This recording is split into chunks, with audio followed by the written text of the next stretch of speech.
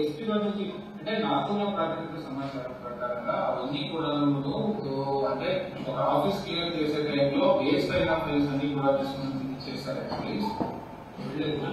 SP గారి నుంచి అంటే నాకున్న ప్రాథమిక సమాచారం ప్రకారంగా అవన్నీ కూడా అంటే ఒక ఆఫీస్ క్లియర్ చేసే టైంలో వేస్ట్ అయిన ఫైల్స్ అన్ని కూడా తీసుకుని. ఇప్పుడు ఇది నేను చెప్పింది కాదండి, చంద్రబాబు నాయుడు గారు ట్రాన్స్ఫర్ చేసి అపాయింట్ చేసిన కలెక్టర్ ఈయన. ప్రభుత్వంలో మీరున్నారా మేమున్నామా?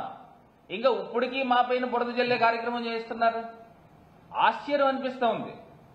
ఇప్పుడు రాష్ట్ర ప్రజలు నిజంగా నమ్మే విధంగా ఈయన ఫైల్ నంబర్ 2 ధవళేశ్వరం ఫైల్స్ అని తీశారు. పాపం ఎవరో నలుగురిని సస్పెండ్ చేశారు. నేను అడుగుతా ఉన్నా, అక్కడ ఏమున్నాయి? ఒకవేళ ఆ ఫైల్స్ తగలబెట్టారని అంటే దాని వెనకాల ఒక ఎల్లయ్యో పుల్లయ్యో లేకపోతే నేనో లేకపోతే ఇంకొకటి ఉండాలి కదా. మరి వాళ్ళు ఎవరున్నారు, ఎవరు తగలబెట్టిచ్చారు అది చెప్పాలి కదా. ఇప్పుడు ఏదో మంత్రులు వెళ్ళిపోతున్నారు అక్కడికి, ఏదో తీసుకొచ్చి వైఎస్ఆర్సీపీ ప్రభుత్వమే చేసింది, అక్కడ లెఫ్ట్ మెయిన్ కెనాల్ కి సంబంధించి అక్కడ భూములు కొనిన దాంట్లో ఏవో అక్రమాలు పాల్పడి ఏముంటే బయట పెట్టండి. క్లియర్ గా చెప్తున్నాం, మీ అధికారులు మీరు మీ ప్రభుత్వం ఉంది కదా, ఏదో అమాయకులు నలుగురిని సస్పెండ్ చేసేస్తే కుదరదు. ఎవరున్నారు దీని వెనకాతల, ఏ భూములు కొన్నారు, ఆ భూములు ఏమేమి అక్రమాలు చేశారు అవన్నీ బయట పెట్టండి.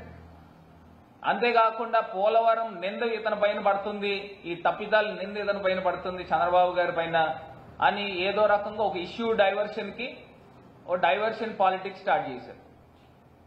ఇంక ఇది కాకుండా ఏదైతే కరకట్ట ఫైల్స్ కి సంబంధించి నిజంగా ఒక ఎంత ఆశ్చర్యం అనిపిస్తా ఉంది.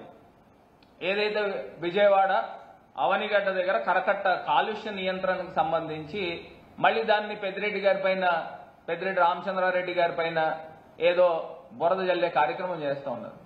నేను ఇవాళ క్లియర్ గా చెప్తా ఉన్నా, అప్పుడున్న ఎన్టీఆర్ మొన్న రీసెంట్ గా ఎన్టీఆర్ జిల్లా కలెక్టర్ ఏం చెప్పారు, ఆ కలెక్టర్ ఏం చెప్పారో అవి కూడా ఒకసారి మనం టీవీలో వీడియోలు చూద్దాం. ఏదో రకంగా వీళ్ళు సూపర్ 6 హామీలు నిలబెట్టుకోవాల్సి వస్తుందని చెప్పి దాని ఇష్యూ డైవర్షన్. మొన్న చంద్రబాబు నాయుడు గారు చెప్పారు కదండి, ఆగస్టు 15వ తారీఖు కల్లా మేము ఫ్రీ బస్సులు ఇస్తామని. ఏం చేశారనండి? మీ సూపర్ 6 హామీలు ఏం చేశారు? నిజంగా నేను ఇవాళ చెప్తా ఉన్నా, అమల్లో ఉన్న అమ్మఒడి ఏమైపోయిందండి? దానికి దిక్కుమొక్కు లేదు. విద్యా దీవెన ఏమైపోయిందండి? దానికి అతిగతి లేదు. వసతి దీవెన, రైతు భరోసా, ఇట్లా ఇన్ని కార్యక్రమాలు అమల్లో జరుగుతూ ఉన్నాయి. మరి జగనన్న ప్రభుత్వం ఉండి ఉంటే మరి ఇవన్నీ అయ్యాయి కదా.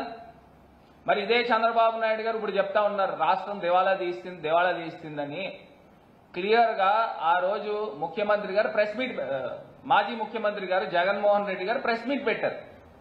ప్రెస్ మీట్ లో డైరెక్ట్ గా మొత్తం అన్ని చూపించారు. ఎఫ్ఆర్బిఎం పరిధిలో వచ్చిన మేము చేసిన అప్పులన్నీ 2014 నుంచి 19 దాకా చంద్రబాబు నాయుడు గారు చేసిన అప్పులన్నీ వివిధ కార్పొరేషన్లు అని చెప్తా ఉన్నారా, కార్పొరేషన్ ద్వారాగా కూడా మేము చేసిన అప్పులన్నీ అని క్లియర్ గా చూపించారు.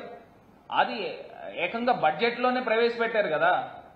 ఇవన్నీ కూడా క్లియర్ గా చూపించిన తర్వాత కూడా ఈయన చెప్తా ఉన్నాడు రాష్ట్రం అప్పుల పాలైపోయింది.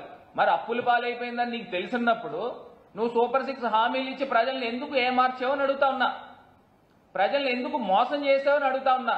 మరి చేయలేని పరిస్థితుల్లో మీరున్నప్పుడు, చంద్రబాబు నాయుడు గారు ఉన్నప్పుడు మీరు ఏ రకంగా తల్లికి వందనం అని చెప్తారు? ఇంట్లో ఎంతమంది పిల్లలు ఉంటే అంతమంది పిల్లలకి మేము తల్లికి వందనం 15,000 రూపాయలు ఇస్తామని ఎట్లా చెప్తారు? అదే రకంగా ఇంట్లో ఉన్న ప్రతి మహిళకి నెల 1,500 రూపాయలు ఇస్తా ఉంటాం అని చెప్పి ఎట్లా చెప్తారు? మీరు ప్రచారాలు ఇలానే వాడుకుని ఏదో రకంగా అధికార పీఠం ఎక్కారు.